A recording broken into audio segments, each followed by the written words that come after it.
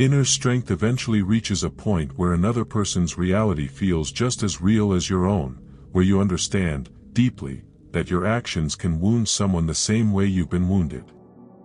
From that turning point on, shifting between your perspective and theirs stops requiring effort, their side of events becomes as visible to you as your own. Your needs and theirs settle into genuine balance, and out of that balance comes peace, the quiet confidence that you're dealing with people fairly and generously. The barriers between you and other people start to come down, and they're welcomed into your heart as your own defenses fall away, and it's precisely in that letting go that genuine self-esteem and peace of mind take root. Respect follows naturally from this new understanding, fairness toward people, honoring what's theirs by right, never exploiting their kindness.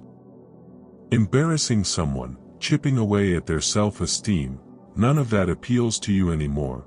What you're drawn to instead is standing by people while they move through pain, physical or emotional. That same care turns inward too, you become your own counselor, your own support, your own healer. Social standing stops mattering, because Pope and President alike share the same basic reality as you. Strip away appearances and everyone traces back to one great unity of being. Feelings of inadequacy fall away in any situation you face, replaced by strength and wisdom drawn from divine consciousness, and with that comes the recognition that your rights stand equal to anyone else's. Being taken advantage of stops being something you allow, calmly, confidently. Honesty becomes possible without cruelty. You say what's true while still honoring the other person's feelings, never tearing anyone down in the process. And when your truth is spoken, it isn't a verdict on how someone else should act, that choice belongs to them alone.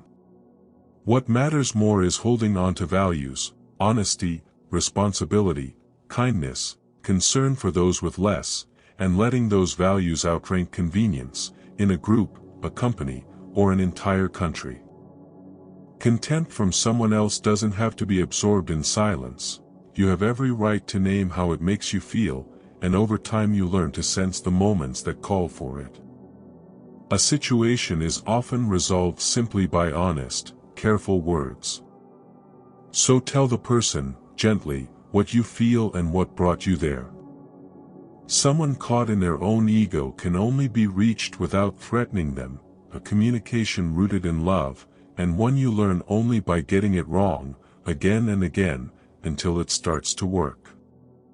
Mastering your own ego, bit by bit, makes relating to others a little less difficult each time, because the more you understand how ego operates in you, the more you recognize it operating in everyone else. Freedom from its grip lets you listen with real soul empathy, with love. What used to wound or offend you starts producing something else entirely, well-being, laughter. And that shift is the sign that your soul has touched the consciousness of life directly, because laughter, underneath everything, is your natural state. Laughter is consciousness itself sending out a ripple, infinite, the way divine consciousness is infinite. So what is laughter, exactly? A spontaneous response from consciousness itself, triggered whenever two events, or two people, clash with the natural order, mismatched, at odds. Any being with the capacity to judge or perceive feels that ripple move through them, and it's the diaphragm, guardian of heart and nervous system, where the resulting tension gets released. A wave of consciousness moving through the mind is where a healthy laugh starts. The body follows a beat later, breath and diaphragm shifting gently, clearing out tension and whatever bitterness had been lingering. Something funny enough can stretch that laugh out until it leaves you tired, happy, and, once it's over, oddly a little sad. Ask most people and they'll tell you laughter makes them feel better, even in the middle of an argument. Whatever caused the frustration or pain, once you can genuinely laugh at it, the tension drains away and good feeling comes back. In that sense, laughter is a gift for loosening the ego's grip. The looser that grip gets, the more naturally laughter arrives, and with it real relief. It comes from divine consciousness, which makes it divine in its own right. It is, in fact, your inner child. Meditation raises your vibrational level, and old mental patterns start feeling wrong in a way they never used to.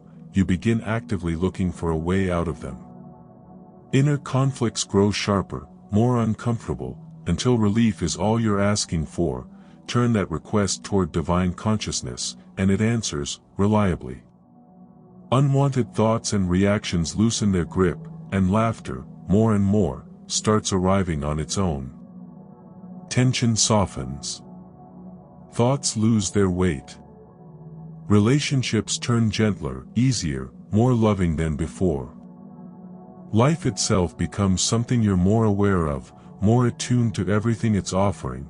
Its simple pleasures land harder, craving pulls at you less, and food, entertainment, all of it, matters less than it used to. Your own company starts to feel like enough, even like a delight, as divine consciousness folds its own well-being into yours. A child state is where you gradually end up, a curious, happy way of looking at things, an awareness and vitality that has nothing to do with your actual age.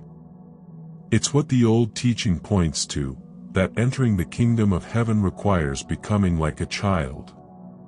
And it's not a metaphor. Entering that kingdom is becoming a child again, wonder and joy included. Hear this teaching, let it settle in, and the joy of a pure, innocent mind is finally within reach.